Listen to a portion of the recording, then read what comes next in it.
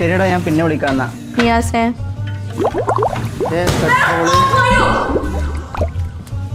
നിയാസേ എന്താ ഐഷ? എത്ര നേരമായി നീ ഉള്ളിൽ കയറിയിരിക്കുന്നത്? എന്താ അത്ര ലേറ്റ് ആയ? ഒന്നും പറയണ്ട Aisha. Xi kept on talking.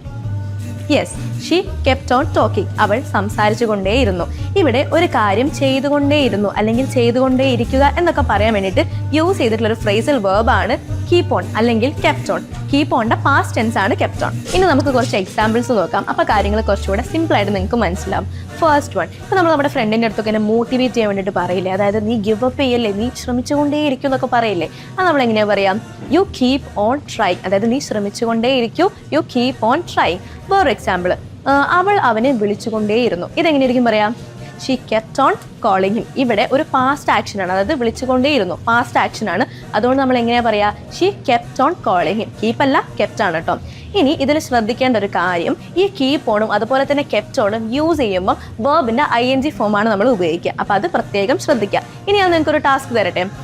മഴ പെയ്തിട്ടും അവർ നടന്നുകൊണ്ടേയിരുന്നു. ഇതെങ്ങനെയാണ് ഇംഗ്ലീഷിൽ പറയാന്നുള്ളത് നിങ്ങൾ താഴെ കോമെന്റ് ചെയ്യുക. ആൻഡ് ഇതുപോലുള്ള ഒരുപാട് കാര്യങ്ങൾ നിങ്ങൾക്ക് നമ്മുടെ ഓൺലൈൻ ക്ലാസ്സിൽ ജോയിൻ ചെയ്യുന്നത് വഴി നമ്മുടെ പേഴ്സണൽ ട്രെയിനേഴ്സിനോട് സംസാരിച്ച് പ്രാക്ടീസ് ചെയ്ത് പഠിക്കാൻ പറ്റും. സോ അതിന് വേണ്ടിയിട്ട് താഴെ കാണുന്ന നമ്പറിൽ കോൺടാക്ട് ചെയ്യുക. ഇപ്പോൾ തന്നെ നമ്മുടെ കോഴ്സിൽ ജോയിൻ ചെയ്യാം.